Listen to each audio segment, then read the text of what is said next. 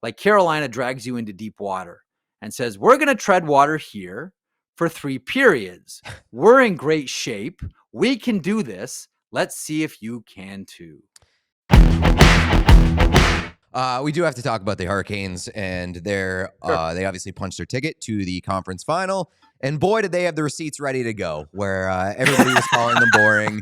Everybody was saying, get this team out of my life. And they said, fuck you. We will be here for a little bit and get used to it. Here are the receipts that the Carolina Hurricanes posted immediately after their win, bragging about how they are boring, but also winners. The Hurricanes, they can't score. These Carolina-Washington series, you might be the only person actually watching the games because they're just so boring to watch. But do you think the Hurricanes are boring? Yeah, I really do. There's that final voice. You may have recognized it. That was our good pal Steve Peters. Me asking him if he thought they were boring. Yep. Petey, as honest as ever, just yup. And unfair though, because they cut it before he says yup. But that's the way they have to play to win hockey games. I mean, I don't necessarily subscribe as much to the boring narrative. And then this is what I said on the show when we were talking to Petey. I think that a lot of the lack of entertainment that has come out of these series involving the Hurricanes has been the teams that they're playing and how they just haven't really been up to the punching weight that the Hurricanes bring to the table. And so, like, I don't blame them for that. I think the real test and whether or not, like, the Hurricanes are boring will come next round, whether it's against Florida, whether it's against Toronto. I think we're going to find out whether they can play an entertaining brand of hockey. But what are your thoughts on the Canes and the boring allegations?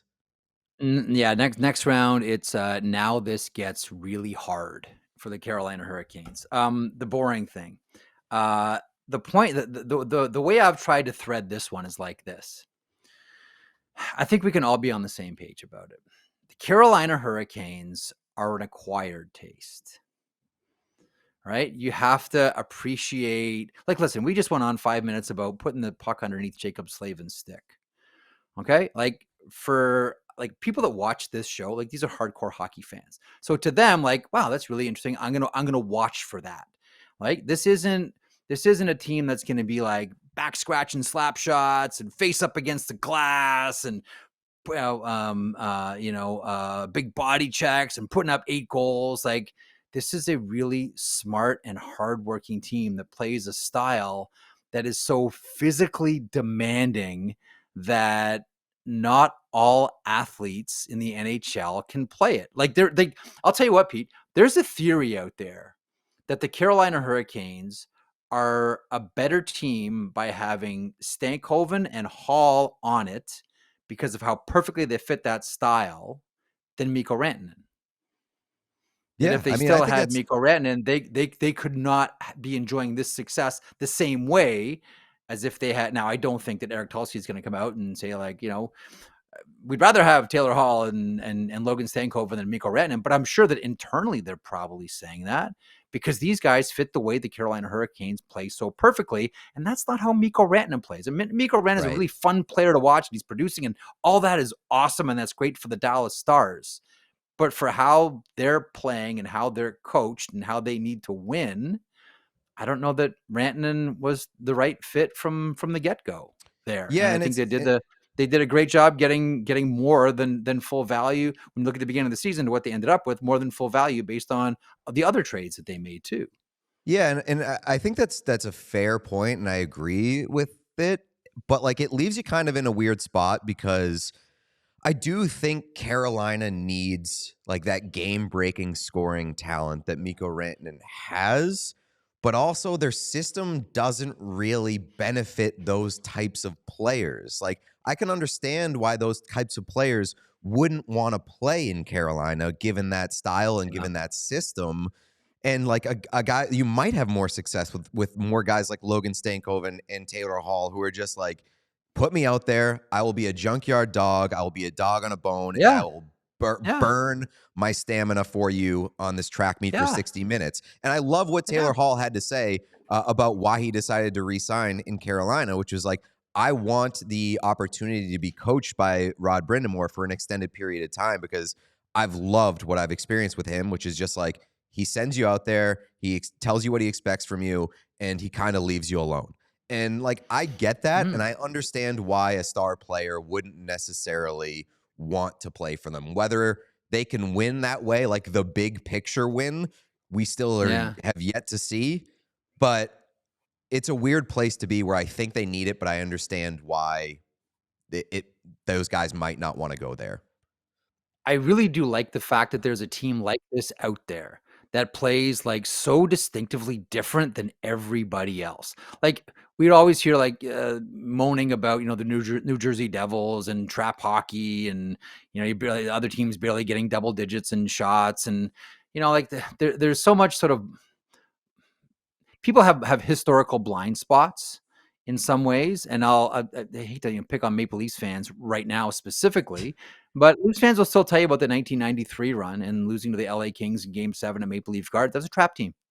That was a trap team knocking down pucks in the neutral zone and spinning it back the other way. That was a trap team. The trap was pretty much brought into the NHL by Hap Day in the 30s. Like this is nothing new in hockey.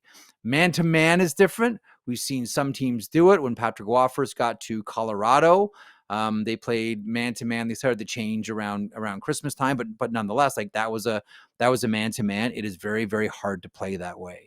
You have to think, you have to communicate, you have to be a really intelligent hockey player, and it doesn't allow the luxury of having one player say, "Get on my back, we're going to win this game." There's no "get on my back, we're going to win this game" on the Carolina Hurricanes. Now, to the point about having that goal scorer, I've always maintained that based on the skill that this player has and the strength that this player has as well, that somewhere along the way, if he could just stay healthy, Svechnikov could win the Rocket Richard Trophy. I've just seen, like, when he's healthy, just too many great things out of this guy.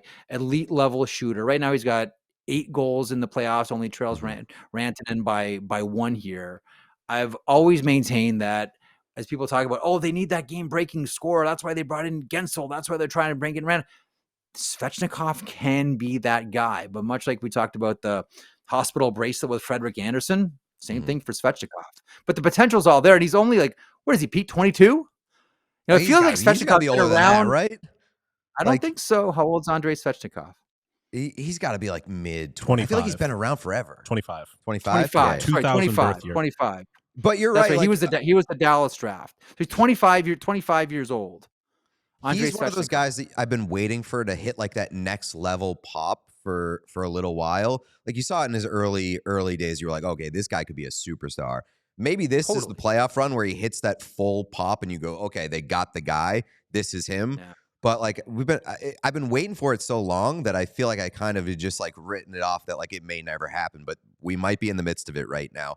Last thing here, like I'm happy that the Hurricanes are pulling receipts and leaning into the boring thing. They have no other choice. It's very good behavior to be like, you can think we're boring. We're just going to keep winning. We do not give a shit. To me, it seemed like they were pushing back on the boring thing because they were posting like the screenshots of the goals, how many goals they scored, to which I respond, scoring goals does not mean that you're exciting necessarily. Yeah, but I don't think that that's like the energy of the claim that they're boring is that like that they don't score. Oh, I agree. But the first guy said it. The first guy in there who said like they can't score goals, which I wholeheartedly disagree with.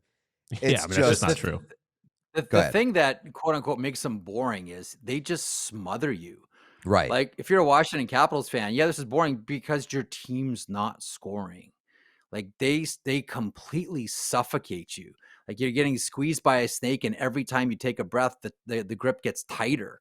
Like that's what it's like playing the Carolina Hurricanes. So I understand, like, oh, give us a chance, give us a few shots on net here. Meanwhile, Carolina's firing a million pucks on net. Beat you 5-0, beat you 4-2. Like they can find the back of the net. I think where it really gets pronounced is when you play them, it feels like you're not in a game that you want to play. Like Carolina drags you into deep water and says, we're going to tread water here for 3 periods. We're in great shape. We can do this. Let's see if you can too. Yeah, And that's what I said. Like, if you play Carolina, you got to be a super athlete. You really. This is what I said earlier in the week. Like, I think that Carolina gets accusations of being boring is because by the end of the third period of every game, you say, all right, enough already. I know they're the better team. Like, that is, you don't get that experience with a lot of other teams in games across the league. Whereby you're like begging for the game to end because you're just watching a team speed bag their opponent and just beat them into submission. And like, that's, if I'm the Hurricanes or Hurricanes fan, and like, I don't understand why Hurricanes fans get upset by this. It's like, who cares? If you're a fan of that for them, team, it's exciting. Who gives For them, a it's shit? exciting. Right. So like, if you're pulling for them, you're loving it. You're loving it. Okay. But don't expect everybody else to feel the same way, I guess. I got something for you that I've thought. I don't think I've ever mentioned this on the air, but I've always thought about what this would look like and if we could ever get a game like this. Like, I know you and Bean do marathon podcasts. I'm doing 24 hours. Check me out. Okay. How about this? How about a hockey game where it's not 60 minutes and whoever has the most amount of goals wins? You play hockey, a game, no time limit until the other team quits. That's some real WWE Could you have a type game shit. where the other team, the only way the game ends is one of the two teams concedes? I mean, the Hurricanes Leafs what would that look the like? Leafs wouldn't even play games because they quit before it even starts. Poor Zach would be waiting for his team to even show up on the ice all day long. Maybe. We all silly like the mayor.